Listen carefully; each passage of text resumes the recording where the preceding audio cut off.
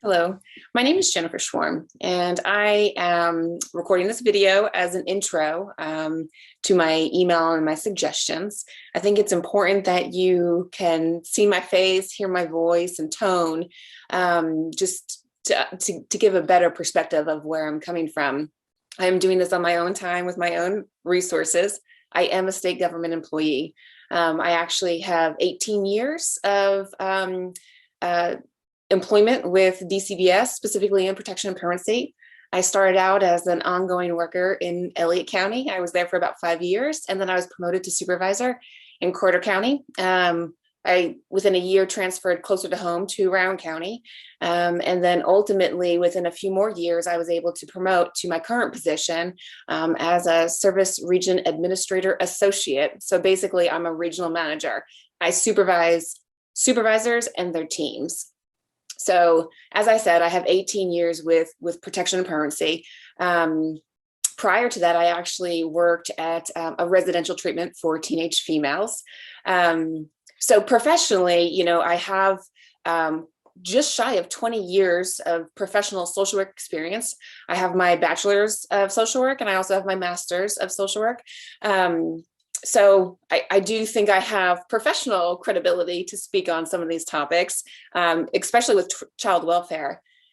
However, I also wanted to share a personal piece of it. Again, I think this will help you understand my passion and my commitment.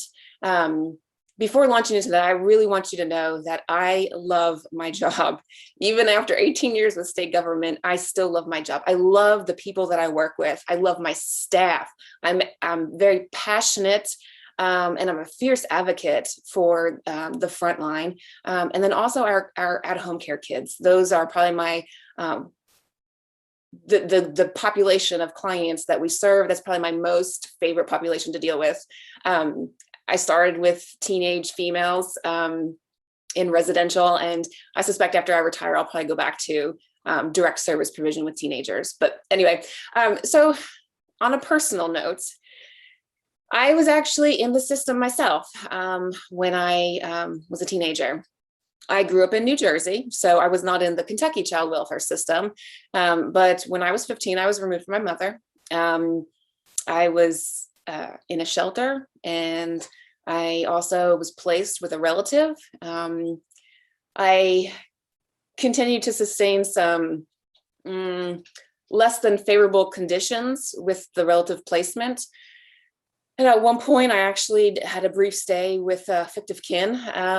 And ultimately, I went to live with my father. So I was raised by a single mother in poverty in New Jersey for the first 15 years of my life. And then when I was 16, I moved to Kentucky. I moved to Scott County. So I went from New Jersey to a very rural environment. I was on a farm, and it was a very unique experience, but one I absolutely love and don't regret anything about it. So then, so I also understand what it's like to come into a blended family, because I have had my father, who, by the way, I did not know until I was 16.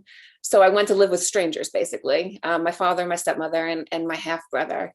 And so I understand the blended family dynamics, stepmothers, whatnot. And then I launched to college. I actually went to MSU, Morehead State University.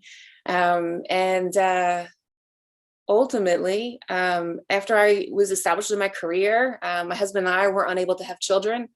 So we decided to adopt, and we actually adopted from the special needs adoption program, and we adopted our son when he was 11.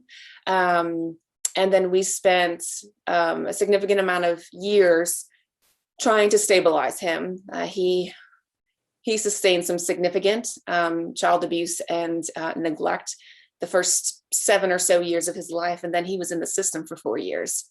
And out of those 4 years, 50% of the time was in residential. So I understand child welfare. I understand why it's so important that we take care of our staff so that our staff can take care of our clients, specifically our children.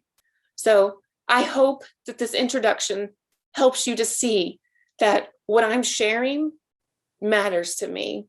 and I have a heart and a passion for child welfare. Thank you for your time.